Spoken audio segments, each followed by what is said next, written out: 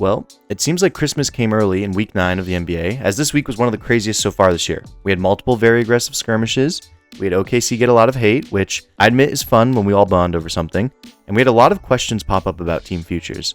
As of recording, here's where the current NBA standings sit. And without further ado, let's get into the 3 biggest storylines coming out of this week in the association. It seems like the refs are going to be getting coal from the NBA Santa. Are these Christmas puns doing anything for you guys? Because just about every coach has had something negative to say about them this week. First, we had Chris Finch get ejected against the Thunder after he stormed the court and freaked out at John Butler after a series of no calls. And honestly, I can't really blame him. At this point, the Thunder just have a different whistle than the rest of the league, and it really does take away from the viewing experience. I mean, the Thunder are an incredible team, but it does feel like they're allowed to get away with a certain type of physicality that no other team is able to get away with, and I really do applaud Chris Finch for putting his foot down, sticking up for his team. Then, the next day, we had David Adelman, my favorite hairline in the entire league, scream at Tyler Ricks after missing a no-call on Jokic. This one was fun because it was hot mic, so you could really hear it, which I always enjoy. And finally, to cap it all off, last night we had JJ Redick give some quotes about the refs, saying, quote, "The consistency needs to be addressed. I keep asking the league to please reach out to me and respond.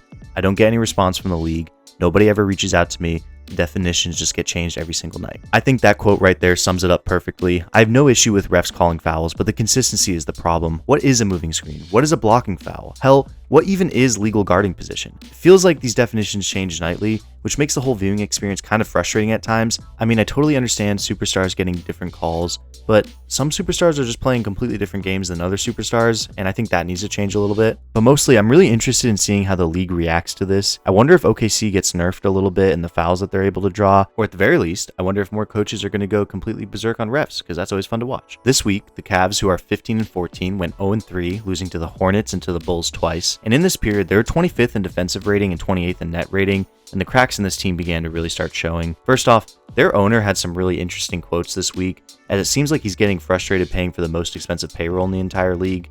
And with quotes like this, I've seen a lot of rumors about everyone except for Mobley and Mitchell being on the trade table, but I think it's still a little early for that. I mean, first off, the Cavs have been extremely injured with Garland, Mobley, Mitchell, Strus, and Merrill all missing time throughout this season. And look, the Cavs are outscoring opponents by 25.9 points per 100 possessions when Garland, Mitchell, Mobley, and Allen share the floor this season, but they've only played together for 127 possessions so far. And I understand moving off of Jared Allen. He keeps getting benched in the fourth quarter, and his fit with Mobley feels clunky offensively, as he clogs up the paint and makes it more difficult for Mobley to get favorable post matchups. The thing that I disagree with is trading Garland. I see why this has come up, as he's had a bad injury history, and the turf toe issue on a small guard is terrifying, but at his best, he's an incredibly impactful player and a top 30 player in the league. I think that would be a mistake to blow up this core of Mobley, Mitchell, and Garland, and I think they do need to make some moves, but they should start around the edges first before selling on a talent like Garland. This is normally the point in the video where I would show you a bunch of trade ideas. However, I spent about an hour on the trade machine with the Cavaliers and couldn't do anything because they're in the second apron, so this is not going to happen. The Pelicans. A team that I was pretty sure was going to be sold at a few points this year actually had a,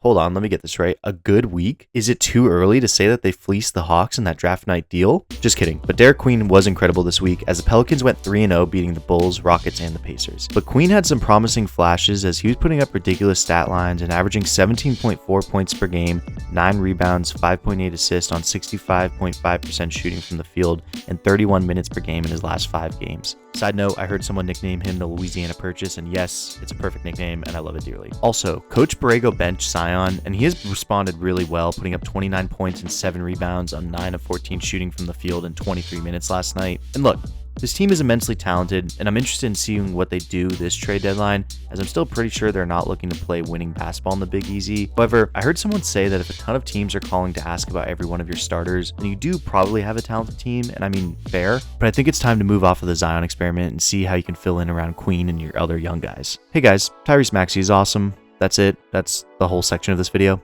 For real though, he's so good. In the last week, he averaged 34 points per game and is shooting 47.8% from 3 on almost 12 attempts per game. The 1-2 punch of Maxey and VJ is going to be a problem for years to come, and watching both of them use their speed to get buckets has been an absolute joy. This leaves the Sixers with an interesting issue: what to do with Paul George and Embiid. No clue. Let's move on. And that was this week in the association. Let me know what I missed in the comments, and as always, please remember to like, comment, and subscribe. Thank you all for watching, and peace.